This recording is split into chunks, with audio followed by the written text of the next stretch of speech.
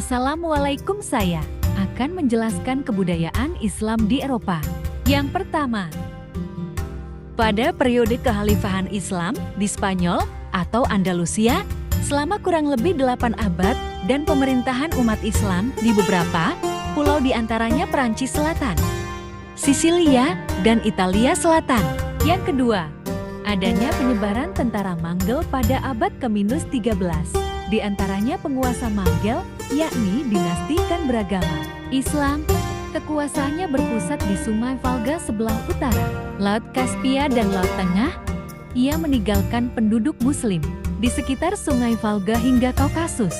Yang ketiga, pada periode ekspansi kekhalifahan Turki Utsmani, sekitar abad ke-14 dan ke-15 wilayah Balkan dan Eropa Tengah. Akibat dari ekspansi itu sampai sekarang terdapat kaum muslim keturunan Turki di Yugoslavia, Rumania, Yunani, Bosnia-Herzegovina, dan yang keempat, periode kaum imigran muslim memasuki benua Eropa setelah Perang Dunia Kedua, terutama ke negara-negara industri seperti Prancis, Jerman, Inggris. Kebudayaan Islam di Eropa.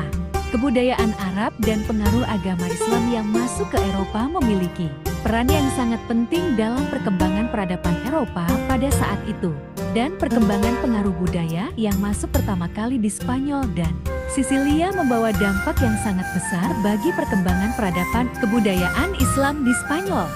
Sejak Islam pertama kalinya menginjakkan kakinya ke Spanyol, sampai jatuhnya kerajaan Islam terakhir di sana sekitar 7,5 abad lamanya, Islam memiliki peran yang sangat besar dalam kemajuan di bidang intelektual. Di antaranya di bidang filsafat, sains, fiqh, musik, kesenian, bahasa, dan sastra. Kemegahan bangunan fisik yakni Cordova dan Granada.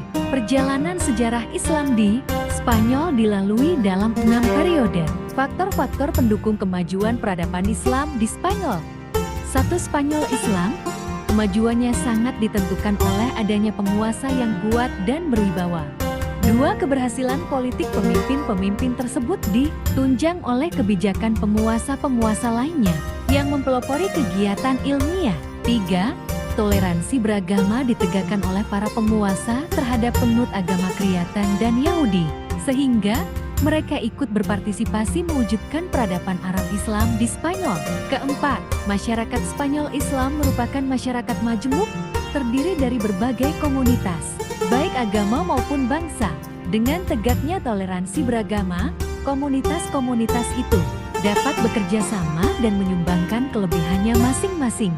5. Meskipun ada persaingan yang sengit antara Abbasiyah di Baghdad dan Umayyah di Spanyol, hubungan budaya timur dan barat tidak selalu berupa peperangan. Sejak abad ke-11 dan seterusnya banyak sarjana mengadakan perjalanan dari ujung barat wilayah Islam ke ujung timur sambil membawa buku. 6. Perpecahan politik pada masa Muluk Al-Tawaif dan sesudahnya tidak menyebabkan mundurnya peradaban. Masa itu bahkan merupakan puncak kemajuan ilmu pengetahuan, kesenian, dan kebudayaan Spanyol Islam. Setiap dinasti atau raja di Magala, Toledo, Sevilla, dan Granada. Faktor-faktor penyebab kemunduran peradaban Islam di Spanyol. Pertama, konflik Islam dengan Kristen. Para penguasa Muslim mereka puas dengan hanya menagih upeti dari kerajaan-kerajaan Kristen taklukkannya dan membiarkan mereka mempertahankan hukum dan adat mereka, termasuk posisi hierarki tradisional, asal tidak ada perlawanan bersenjata. Kedua, tidak adanya ideologi pemersatu. Kalau di tempat lain, para mualaf diperlakukan sebagai orang Islam yang sederajat, di Spanyol, sebagaimana politik yang dijalankan Bani Umayyah di Damaskus, orang-orang Arab tidak pernah menerima orang-orang pribumi. Ketiga, kesulitan ekonomi. Di paruh kedua masa Islam di Spanyol, para penguasa membangun kota dan mengembangkan ilmu pengetahuan dengan sangat serius, sehingga lalai membiana perekonomian. Akibatnya timbul kesulitan ekonomi yang amat memberatkan dan mempengaruhi politik dan militer. Keempat, tidak jelasnya sistem peralihan kekuasaan. Hal ini menyebabkan perebutan kekuasaan di antara ahli waris.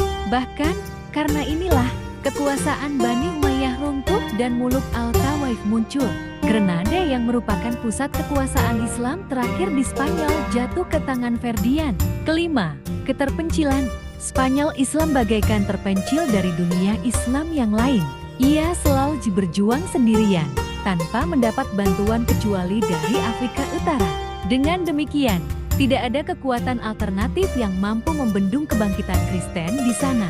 Sekian presentasi saya, jika ada salah kata mohon dimaafkan. Saya Syahrizal Azhar kelas 12 OA dari SMK Muhammadiyah 1 Pelayan, mengucapkan terima kasih.